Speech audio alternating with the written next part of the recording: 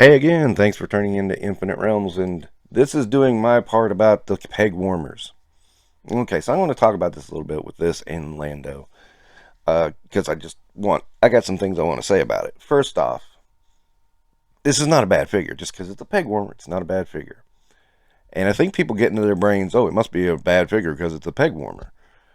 I think this, especially Princess Leia, is a case of of the people higher up in Hasbro thinking there is more popularity to this figure than we think, and this slight improvement's going to sell it.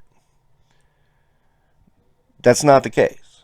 I mean, it's not a full. I mean, the face is an improvement, but it's not that big of an improvement, so it's not going to get people jumping in the door.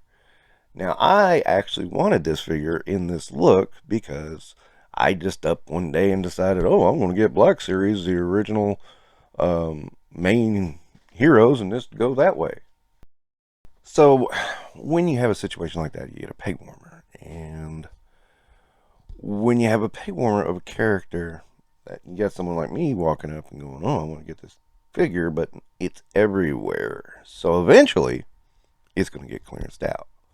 Now, this is the weird one. This and Lando didn't clearance quickly. It was kind of weird.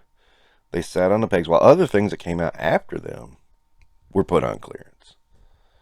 So what we ended up with was this like massive peg warming for over a year kind of thing.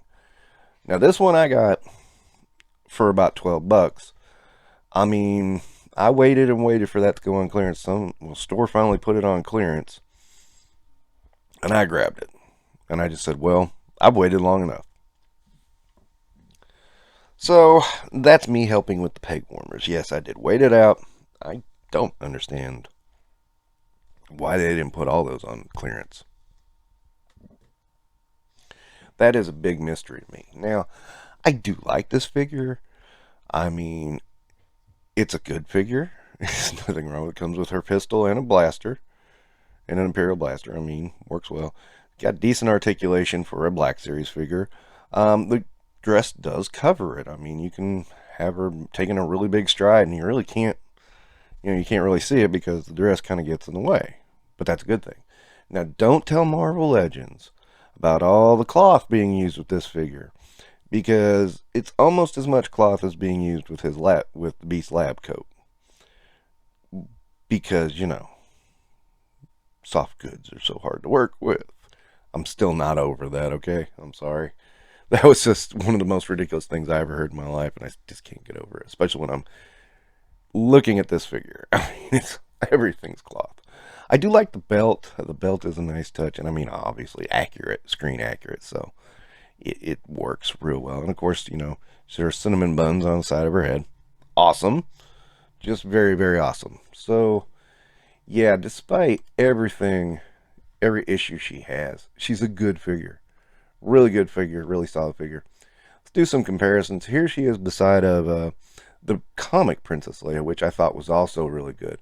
Now, if you look here, if you look at this very closely, this is going to represent something I don't think people get, because I keep hearing people talk about face scans, and I don't think they think about head sculpt and face sculpt. And this here shows, I mean, this is supposed to be the same person, but the faces are totally different. Oh, and there's Luke. And Luke is another example of that, but we won't get into that right now. Just one thing I just think about when I see it here, toy reviews. And then we'll stand her beside a Grand Admiral Thrawn. Oh, I couldn't talk there for a second. Thrawn and Han Solo. So, good figure, good representation. Looks like Carrie Fisher. I mean, I have no choice but to give it 4.5 stars, despite its peg warmer status. Still a good figure. Doesn't mean it's not a good figure. That simple. Okay, so, though she's a peg warmer, she's decent. And that'll wrap it up for Infinite Realms. Don't forget to like and subscribe.